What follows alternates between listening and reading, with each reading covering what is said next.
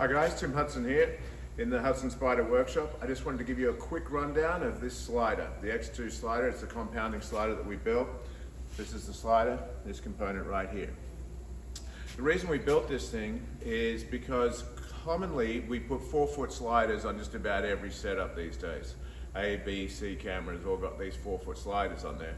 They're kind of giant and they get in the way of each other, and they're almost impossible to move around location through doorways or whatever, so you end up taking the camera off, the slider off, the dolly goes through, then you rebuild, you lose a lot of time.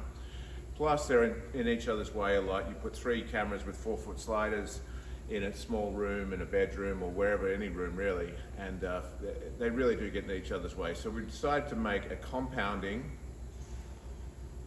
4-foot slider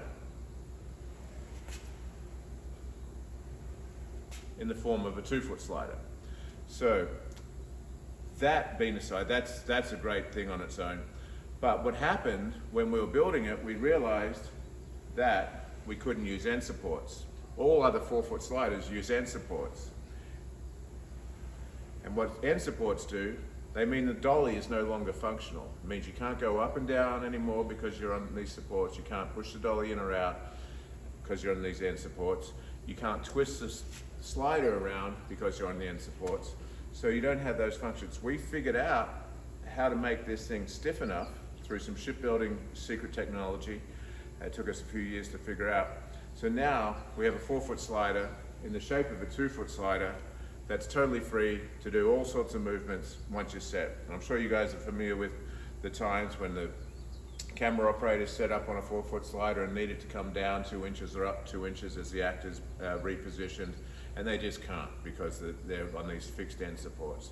So this is saving a lot of shots, it's opening up a lot of creativity, it's really saving on space. There's times, you know, when you pull up cameras next to each other and you're like, oh man, I can't get in here because of the slider. You can just push this thing out of the way.